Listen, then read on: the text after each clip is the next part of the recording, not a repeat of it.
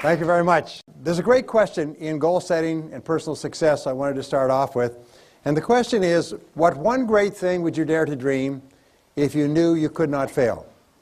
Now that's a great question. If you were absolutely guaranteed a success in any goal, big or small, short or long term, if you could wave a magic wand, take a pill, but you'd be absolutely guaranteed, what one goal would you set for yourself? And when you ask that question, usually big goals come into your mind. You'd be rich, you'd be famous, you'd be powerful. But when you ask the question, what happens is you start to realize that it is fear that holds us back more than anything else. Because if you were absolutely guaranteed a success, you'd be unstoppable. I mean, you would be a force of nature. If someone were to put a blessing on you and say that you are indestructible and you could accomplish any goal you ever set for yourself, whew, what different things would you do? Now, when I started off, I came from a poor family. I say I came by my feelings of guilt and unworthiness, honestly, because I was raised by a Catholic mother. And I grew up with no self-confidence, no self-esteem. I was kicked out of school several times. I misbehaved. I ended up spending half of my school in the library because I was kicked out of courses. I left school in the 12th grade and got a job as a dishwasher, worked as a laborer, lived in my car, dug ditches and things like that. So I had no self-esteem. And I began studying the subject over the years, and I found that your level of self-confidence, how much confidence you have in yourself to be, do, accomplish something, really determines the whole quality of your life. So what I found is that there's a direct relationship between how high your level of self-confidence is and your level of sales. One-to-one relationship between self-confidence and selling success. Because in selling, you've got to be bold, you've got to be courageous, you've got to take rejection and disappointment, you've got to get out there, you've got to face all your fears in order to get appointments, you've got to face your fears in order to ask for orders. So self-confidence is critical. Self-confidence is essential in business because it's impossible even to start a business, to arrange a bank loan, to set up customers, to hire people, to all the things that are necessary in business require self-confidence. Also, what we have found is that your level of self-confidence is the critical factor in your level of sex appeal. Is that the more confident you are, the more appealing you are to other people. The more confident you are, actually the more magnetism you have. That's why actors and actresses who seem to be extremely confident have a certain amount of magnetism. So confidence not only is really important for us, it makes us feel happy, it affects and empowers other people, it causes people to treat us differently, we make more sales, we make more money, we marry better, we're better and more effective socially. Self-confidence is everything. And so I began studying when my confidence was very, very low, and I began looking at the subject of self-confidence. I find that there's three factors that interfere with our self-confidence. Number one factor is doubt and fear. Doubt and fear. This is really the greatest problem that human beings have. Throughout all of history, throughout all the books of religion and spiritual works and philosophy and psychology, fear and doubt and fear hold us back more than anything else. And then second of all, it's feelings of guilt and unworthiness. Feelings of guilt and unworthiness. And these are universal. And then finally, number three, is we have feelings of inferiority and undeservingness.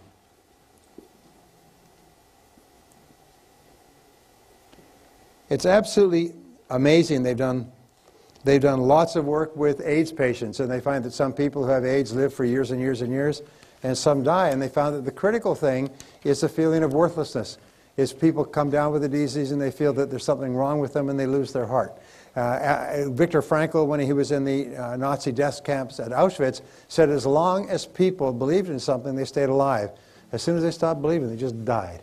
And so we all have these feelings. In fact, a feeling of undeservingness is one of the dirty little secrets that we have with regard to success. As you've heard the old expression, fear of success. It's no such thing as fear of success. It's just a pop suggestion. It's feelings of undeservingness. We don't feel that we're worth it. And so people who unconsciously don't feel that they're worth very much, they will work very hard on the outside to achieve success, and then they'll sabotage themselves. So these are the big three. And where do doubts and fears come from? Where does guilt and unworthiness come from? Imagine if you had no doubt at all, completely self-confident, no fears at all. Is if you felt fabulous about yourself and your ability to accomplish things. If you felt like you deserved all good things in the world, think how much different you would be. And then you look at people who are really successful and happy, and that's the way they are. And as it happens, nobody starts out that way. So I began studying this, and this is really what got me going, and I have now been teaching for 25 years, but I began with these very principles we're talking about today. So what we know is that all habits, including emotional habits, are learned. And this is an interesting concept I came about studying the works of Ouspensky, who wrote at the turn of the last century. But emotional habits, or ways of feeling, ways of responding emotionally, are all learned. They are not fixed. They're almost like vagrant emotions. They have no home in the subconscious. If they were fixed, and certain phobias and certain mental illness is fixed, if they were fixed, they're locked in, you can't get them out. But as it happens, 99.9% of our emotional responses, especially negative ones, are actually unlearnable. You can actually defuse them. You can actually pull the wires that keep them functioning and get rid of them. And if you couldn't get rid of them, of course, you could never improve. But the very fact that you can get rid of them means that you could accomplish anything. So I began studying success. I got into sales. How many people here are in sales? Yeah. Well, that's what I got into when I couldn't get a laboring job as well.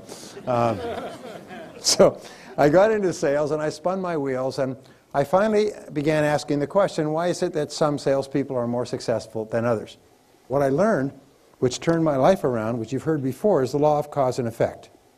Now, the law of cause and effect says that for every effect in your life, for everything that's going on, there's a cause. That we live in a universe that is governed by law. This is often called the iron law of the universe, the iron law of human destiny, because it says that everything that is happening to you is happening for a reason. So the law of cause and effect says that if you can be clear about an effect that you desire, you can trace it back, and by finding someone else who's gotten that effect, if you do the same things that they do over and over again, you'll get the same result. Well, the great practice, or the great application of the law of cause and effect, which has been the foundation principle of human society, psychology, religion, philosophy, metaphysics, and so on, is that thoughts are causes.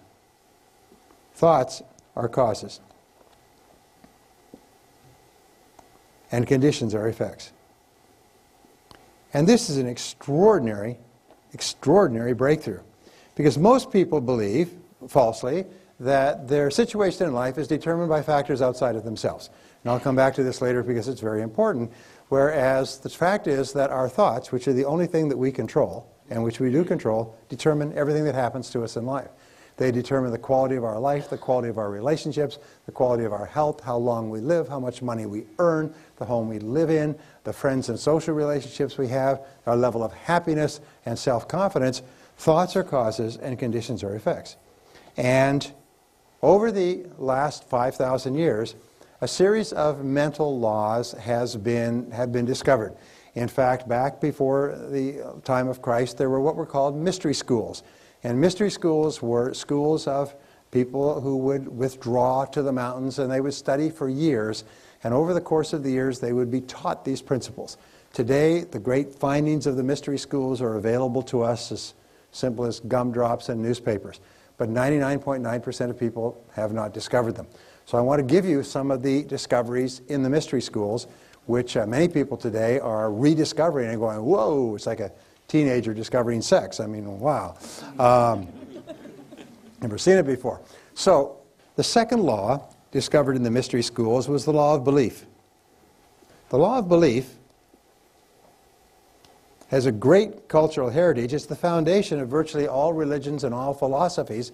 And it basically says this, is whatever you believe with feeling becomes your reality. Whatever you believe with feeling becomes your reality. If you strongly believe it, your mind actually sorts out and creates almost a strainer effect, and you see the world through what is called a screen of beliefs. You do not see the world as it is, as the writer Anais Nin once said, you see the world as you are. And you actually deliberately ignore things that are inconsistent with your beliefs. And you only see things that are consistent with your beliefs. So therefore, the law of belief is very powerful. Now here's the great tragedy, is some people have beliefs, and we don't need to go into geopolitics, but some people have beliefs that are, first of all, not based on reality. They are based on completely false information, which they're passionately attached to, and which are life-destroying as opposed to life-enhancing. I don't pass judgment on anybody's belief, but the way you can pass judgment on your own beliefs is, does it make you happy, and does it enhance the quality of your life and your relationships? I'll give you an example. When I had my first child many years ago, one of the child psychology books about raising children said the role of the parent is to break the will of the child at an early age. And as it happened, that was a common teaching in the 20s, 30s, 40s, even into the 50s, is that children, if they're too willful, will not respond well to instructions from their parents, so the parent's job is to break the will of the child. Well, you can imagine, we have a lot of grown people in our society who were raised by parents with that idea, and they're broken people. They're angry, they're drunk, they're alcoholic, they're overweight, they're frustrated, and so on and so forth, because at a very early age, like young colts, they were broken. So the law of belief says that we act based on our beliefs, even though we have self-limiting beliefs. Now here's a very interesting point, is that no one's born with any beliefs.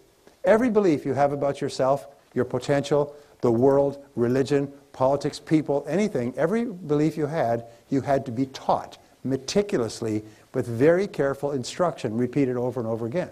The worst of all beliefs are self-limiting beliefs. Now self-limiting beliefs are beliefs where you believe yourself to be limited in some way.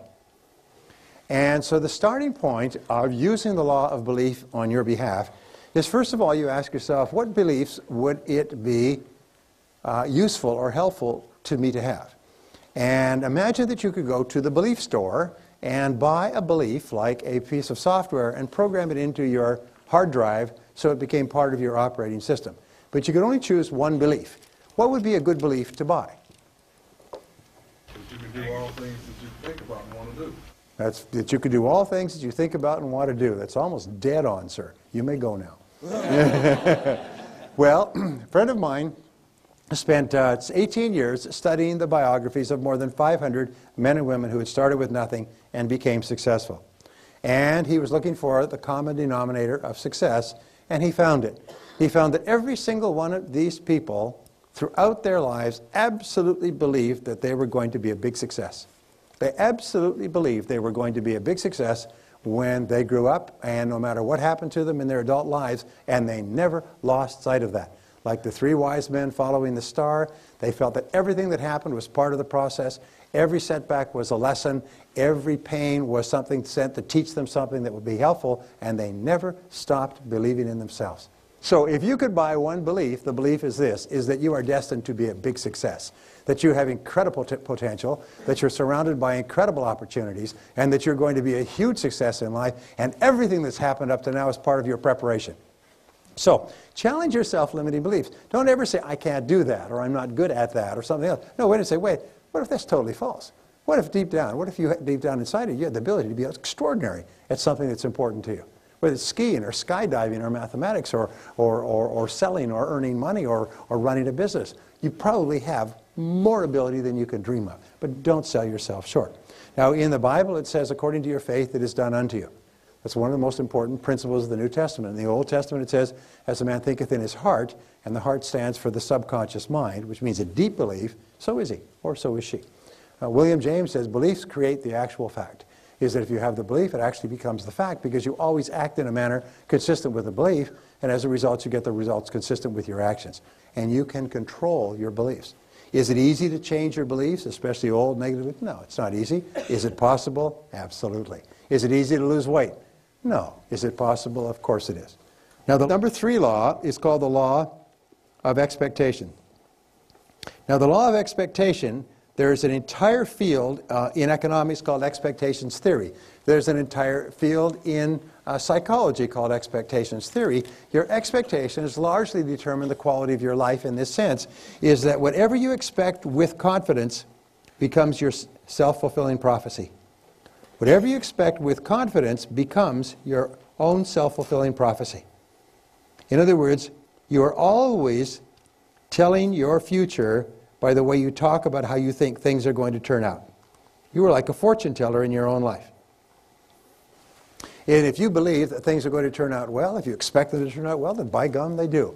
If you believe that you're going to be popular and that people are going to buy, and that you have a great product and a great company and you're going to have a great life and you're going to be accepted and well received by people, and then you act that way. So it's very, very important that you always expect the best. And this is the key. Expect the best. Expect the best. Expect the best of yourself. Expect the best of other people. But especially expect the best of people who look up to you. One of the discoveries at Harvard University is that there's two qualities of child raising that raise happy, healthy kids. Two qualities, by the way, that raise happy, healthy, powerful business teams as well, and sales teams. Number one is a democratic environment. A democratic environment is where everybody is welcome to express their opinions, and people discuss and debate and get feedback and so on and so forth, and they make their decisions based on consensus. So everybody feels valuable and important and respected. That's number one. For kids, it's phenomenal. Ever since my kids have been little, I always ask for their opinion. What would you like to do? Where would you like to go? Now as they grow up, we take turns. Where would you like to go for dinner? Where would you like to go? And so on. And the kids decide. And now, when they're adults, they feel that their opinion is valid. When they meet with other adults, they feel that their opinion is valid because they've been trained all their lives that their opinion is worth something. So number one is a democratic environment. Number two is a climate of positive expectations. Is the parents expect their kids to do well. Just like I tell my kids, you're going to be a very successful person when you grow up. You're going to do extremely well. You're going to be very popular. You're going to get good grades. When you expect the best of your children, children rise to your expectations. They may argue with you, they may reject, they may discount your positive statements because you're a parent, but it affects them at an unconscious level.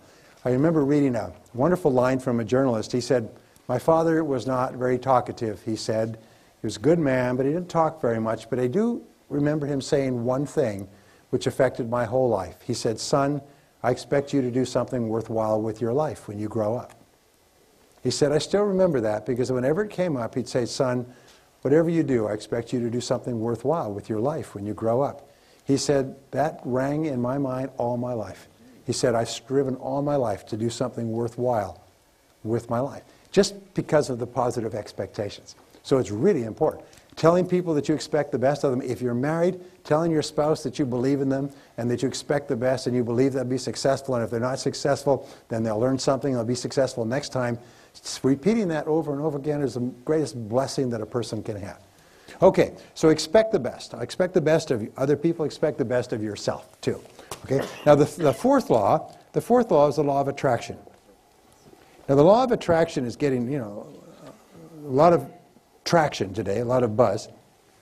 The law of attraction has been around. It was discovered, first written about 3,000 years before Christ. The law of attraction is a very interesting law that combines with the other laws, but it says that each person is a living magnet. Now, along with the law of attraction, there's a couple of other laws. One is called the law of vibration. And the law of vibration, as you know, everything in the physical universe is in vibration, even thoughts. Now, what causes a thought to vibrate is the emotional component of the thought. A thought with no emotion just lies there. An emotion with no thinking is just out of control, like a random molecule. But a thought which is impelled by an emotion sets up a force field of energy that attracts into your life people, ideas, and resources necessary to achieve the thought. And the more powerful the emotion, the faster it comes into action. Now the interesting thing is all these laws are neutral. If you believe negative things, then that's what you will see, that's what you'll perceive, that's what you'll experience. If you expect negative things to happen, that's what will happen as well. So don't talk about things you don't want, because your mind is so powerful. It's this powerful engine that is sending out vibrations and attracting into your life people and circumstances in harmony with the things you're saying and the thoughts that you're thinking. If you're thinking negative thoughts, you're attracting those things into your life. Car crashes and burglaries and broken dishes and ripped hose and all kinds of things happen if you think negatively. So we say that you are a living magnet. And there's a second law. It's called the law of sympathetic resonance. Now let me give you an example of the law of sympathetic resonance which affects your life.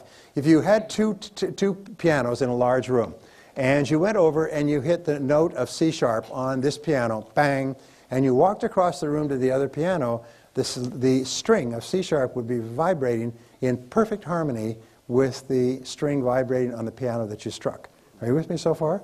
Why? It's called sympathetic resonance. Now, where is sympathetic resonance especially relevant is when we meet the right person for ourselves. Khalil Gibran says that there will be a moment of recognition at the moment of meeting, instantaneous. You walked into a place and you saw the person and your eyes met across a crowded room. It was instantaneous. Well, it's the same thing. The law of attraction is a very interesting law, but it says that whatever thoughts you're thinking, positive or negative, are sending out this force field of energy that's attracting into your life people and circumstances in harmony with it. Now, thought energy is a very fine energy. You know, if you were talking about throwing bullets or basketballs, you couldn't get them through the wall. But thought energy travels at 186,000 miles a second, like the speed of light, and it can literally go across the world instantaneously and through all substances. I'll give you an example of the law of attraction that you've experienced many times. You're talking to your friend about somebody else and the phone rings and it's them. You ever had that happen? And you say, we were just talking about you. And the other person says, well, I just had this impulse to phone you. This happens throughout your life. If it happened once or twice, you could say, well, that's an interesting coincidence. But if it happens repeatedly throughout your life, then you know that there's a law at work. So how do you use the law of sympathetic resonance, the law of attraction? It's very simple. You keep your mind on what you want. And you think about what you want in very positive terms. You think about things that make you happy. You think about people that you love, and you think about success experiences. Interesting difference between winners and losers. Can you guess? Prior to every sales call or experience, both of them visualize and recall a memory. But winners recall their previous success experience and how happy they were about that. And non-winners recall their previous unhappy experience and how bad they felt and how depressed they felt and how unsuccessful and so on. So winners think of their past success experience and they set up a force field of energy that largely creates that experience. Sometimes when you walk into a room, if you are really up, people will turn their head. I mean, the vibrations will hit them. They'll turn their head. They'll notice that you've come into the room. So this is very much determined by the thoughts that you're thinking. We'll talk about this as we go along. So the law of attraction says you're constantly attracting into your life people, circumstances, ideas, resources in harmony with your dominant thoughts, but it is a neutral law. Nature is neutral in this sense. If you think negative thoughts and worried thoughts and anxious thoughts and angry thoughts, that's what you attract into your life. And so it's really important that you be aware of that. Okay, the next law is called the law, I've written these down here. There's actually 32. Oh, it's one of my favorite. It's called the law of correspondence. I love this one. It's kind of a summary law in many ways, and it has an equation, and the equation is this. This is my favorite equation. Remember this for the rest of your life. The law of correspondence, which is talked about in the New Testament, the Old Testament, and many of the old books, simply says, as within, so without. As within, so without. What it says is that your entire world around you is a mirror that reflects back to you your dominant thoughts. We say wherever you look, there you are. It's almost like you live in a 360-degree mirror. And wherever you look, you see yourself reflected back. Now, the 3 or 4 places where this is most common is, first of all, your relationships. Now, remember, human beings are extraordinarily sensitive, so that if you have negative thoughts going on about anything, you affect the relationships close to you instantaneously. They'll pick it up across a crowded room. Women, by the way, are far better at this than men. Men are kind of like blocks of cheese, but women are like high-tech computers. If you ever had an experience, every man's had an experience, they phone home, they say, hi. She says, what's wrong? That's all you said is hi or hello. She said, what's wrong? Is it your boss again? How did you know? A woman can pick it up with a single word. You can walk in the door and say hi, and she'll just go, I mean, instantly, she'll just read it. With regard to relationships, your relationships almost instantaneously will show you what's going on inside your own thoughts. If you're feeling happy, your relationships will reflect it immediately. If you're unhappy or angry for some reason, they'll reflect it immediately. A second area, by the way, has to do with income. Is your outer world of income will be determined by your inner world of attitude toward money, earning, productivity, performance, and everything else.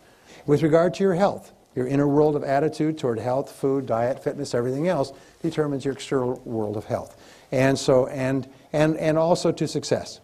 If you believe that you're going to be a big success, if you believe it on the inside, then you'll see it. It'll be reflected back to you in your outer world. Remember, most people look at a mirror. If they don't like what's in the mirror, they bang and pound the mirror. But intelligent people realize that whatever they see in their outer world is coming from themselves. So they always ask this great question, is what is it in me? What is it in me that is causing what's going on in my environment? Now this is the question of the superior person.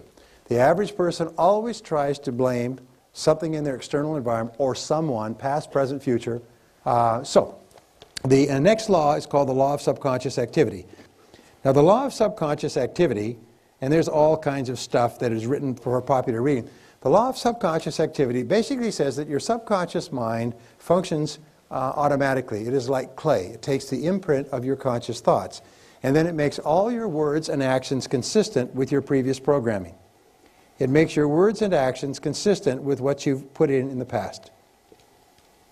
So it does not think, it does not create. All it does is keeps everything going. Your subconscious mind is also the seat of the autonomic nervous system, which handles and regulates the exact balance of hundreds of chemicals in every single one of the hundreds of billions of cells of your body on a moment-to-moment basis. They say the subconscious mind makes 500 million commands a second. I mean, that's how fast it does. It basically keeps a chemical balance of every single cell in your body at a perfect level. People who say, you know, human beings just emerged out of the primordial muck as a result of a couple of chemical mixes and a couple of lightning strikes really need a checkup from the neck up. Because when you look at the incredible complexity of the human system, it's literally beyond belief. We are so complicated, and if one little thing was out, if one little feature was out in our eyes none of us could see, either long distance or short distance, one little feature was out in our bloods, hearts, veins, anything else, we would not survive. And you take hundreds of thousands and millions of these little things that are so perfectly calibrated. Lots of research has been on this. It's a phenomenal thing. But anyway, is keep asking, your subconscious activity is subject to programming. It's sort of like if you program your computer, what do we say? GIGO stands for what? Garbage in, garbage out, but it also means good in, good out. So if you reprogram the commands going to your subconscious computer, you get new programming. That's why most programs, when they come off the production line, have what? Bugs and defects. And so what they do, the professionals go through, the engineers go through and they debug it. One of the things we need to do to fulfill our potential to have high self-confidence is to debug. And we need to go back through and take out all those little ideas and misconceptions and feelings and concepts and beliefs which are not consistent with being happy and joyous. They say the fruits of the Spirit are joy and self-control. And so if you're not feeling completely in control of your world and experiencing joy, it means there's something wrong with the computer. So what we do is we say, oh, must have gotten a bug in there, and we don't get upset about it. We say, where's that bug? And we just go to work. Sometimes just challenging one thought can transform your life. I'll give you a quick story. Once upon a time, there was a young guy, grew up in a family. His father was a Fortune 500 executive, extremely wealthy. This kid grew up, he had everything, he had servants, he had money, he had everything else. He grew up spoiled beyond belief. And his father was busy working and so on. But for one reason or another, he grew up and he was very spoiled. He was pushy, he was arrogant, he was rude toward the servants and toward other people. And the father realized he had raised a really spoiled, wastrel type kid because he never had to work for anything in his life. Well, the young man went off to college, completed college, reasonable grades, and then he came back and he said, okay, Dad, get me a job. Nice kid. So the father said, all right, I will get you a job. The father realized he'd made a mistake with his son, and he wasn't quite sure how to help him. But he got him a job with another Fortune 500 company, and the young man went to work, and after 18 months, boss called him in and said, you're fired. We don't want you around here anymore. Your work is low level. You're not very competent. You're fired. Get out. Well, the young man was shattered. It's his first job. His friends have got jobs, friends working in large companies. He comes home. He's been fired. And his father said, well, you know, I'll see if I can get you another job. So a couple of months goes by. His father gets him another job. He goes and he works for 18 months at this job. This time he works really hard because he's determined not to be fired. After 18 months, boss calls him in and says, you're fired. Get out of here. Get out, out, out, out. We don't want you around here. You're worthless. You're no good. Kid goes home, and this time he's in mid-20s. He's really upset and angry. His father says, well, let me see what I can do. I'll call around. And this time he gets him another job. 18 months later, he's fired for incompetence. He does this 4 times. And then the son discovers, when he's about 28, 29, by this time he's working hard. He's working long hours. He's working himself silly so he could do a great job, so he could really work up. And he's doing a great job. He's gotten better and better, more disciplined, more focused and everything else, but fired 4 times in a row from major companies. And then he finally finds out somebody lets him slip, and he said, well, why am I being fired? He said, well, that was the deal. He said, what do you mean, deal? He said, well, the deal was, I told your father I would put you on for 18 months, and he agreed as long as I would fire you at the end of 18 months. He said, quite honestly, you've done a fantastic job here, one of the best people we've ever seen, but that was the deal. This young man went home, and he was now he's in his late 30s, he is so mad. He gets into a shouting contest with his father. He swears at him, he says, that's it. He said, I will never talk to you. I will never have anything to do with you the rest of my life. He walks out, leaves, he gets his own job this time with a Fortune 500 company, becomes a crack executive, moves up to a senior position. He's well paid, well respected. And at the age of 38, he's still mad. He's talking to his spouse or something else and about his father and what his father did all the way in his 20s. And his spouse, his wife said, honey, did you ever think that maybe your father loved you so much he was willing to put you through all of that, knowing you'd end up hating him? But he did that to make you the kind of man that you've become today. And it was just like a whack in the face. And suddenly the son realized, in all honesty, he was a jerk when he came out of school. And that now he was a successful, highly respected person, and it would never have happened in the absence of those experiences. So he went to his father. He's now 38 years old. His father's about 60-something. Went to his father and confronted him and said, is this true? And he said, yes. He said, I hated to do it. He said, but I realized I made a mistake in raising you, and I had to compensate for it. I had to make you the kind of person that you could be, and that would only happen with adversity. And so I was willing to lose you in order to save you. And they embraced, and they became the best of friends for the rest of their lives. True story, by the way, true story. So my point there was what he did is, from being angry to the age of 38, he changed his perspective and realized that what had happened was a good thing. And what happened was done out of love and not out of unkindness. My friend Wayne Dyer has this little one-liner. He said, it's never too late to have a happy childhood. It's never too late to have a happy childhood. The work at the University of Pennsylvania says basically that we see the world based on what is called our interpretive style. And your interpretive style is the way you interpret things to yourself. So if you change the way you interpret things to yourself, your attitude toward everything changes. So here's the seventh law, and the seventh law is the law of habit. And the law of habit says that whatever you do repeatedly over and over again becomes a new habit. So you can develop any emotional habit. You can develop an emotional habit of confidence, of optimism, of happiness, of joy, of positive expectancy. You can develop a mental habit by simply repeating certain things over and over again until you do it. I'm going to show you how to do that. So here's the bottom line. The bottom line, when you take all these habits together, all these mental principles together, is that you become what you think about most of the time. You become what you think about most of the time. Now, it's not what you think about fleetingly that passes through your mind, but it's what you think about most of the time. As Emerson said, a man is what he thinks about all day long. So the question is, what do you think about most of the time? And the rule is, if you change your thinking, you change your life. If you change your thinking, you change your life. And there is no other way. And this brings us to the greatest discovery of the 20th century, the discovery of the self-concept. I call this the master program. And each person has a self-concept. And this self-concept is a combination of all your thoughts, feelings, beliefs, doubts, hopes, fears, and experiences throughout your entire life that come together to make you the kind of person you are today. Now, we know that the only thing that is unique about you is your mind. Everything else the human being has in common with a horse or a monkey. The only thing that you have that makes you distinct and unique is your mind, and every single person is completely different because every single person has had hundreds of thousands of different experiences at different times to which they've responded and interpreted differently. So your mind is unique in all the world. There could not be two of you if there were 50 billion human beings. And what they discovered was the self-concept. And what we found is that your performance and your effectiveness is determined by your self-concept. How you perform and behave on the outside, how you treat people, what you accomplish is all determined by your internal programming. So if I can give you a little bit of a graph here. Here's a graph. We say that your level of effectiveness is determined by your self-concept.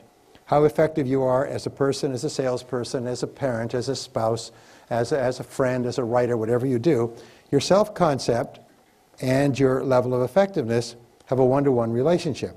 You've also heard it said that the average person uses only 10% of their potential. Well, this means that there's fully 90% of your potential left untapped. Some people only use a small part of their potential, but imagine that you could earn twice as much, 3 times as much, 5 times as much, just by using more of your potential. Well, according to the Stanford Brain Institute, that did some studies on this, actually cadaver studies, the average person really only uses about 2% of their potential. They're saving up the rest for some good purpose that we don't know yet. But the average person functions on 2%. 2% gets you the entire quality of your life that you have today. That means, by the way, average is 2%, some are less than that. Some use less than that. And what we do is we use it to get up in the morning, brush our teeth, go to work, go home, watch television. But we don't use it for very much. But let's just pretend and say we use 10% of our potential. Well, that means that your self-concept is limited to only 10% as well. We also know that each person has a series of mini self-concepts. Now, you have a self-concept for every part of your life or work that you consider to be important. For example, you have a self-concept for every sport that you play. You have a self-concept for how well you sell. You have a self-concept for how you dress and for how much you weigh. You have a self-concept for your creative ability and your memory, your ability to tell stories, your sense of humor. You have a self-concept for your appearance. You have a self-concept for any kind of musical instrument or anything else you do. You have a self-concept for how much money you earn. What they have found is that every person has a self-concept which is like a thermostat. And this self-concept with regard to money, you never go more than 10% above or below your self-concept level of income. If you earn 10% or more above your self-concept level of income, you immediately go into what I call throwaway behaviors. You do everything possible to get rid of the money. You give it away, you spend it, you go out for dinner, you buy champagne,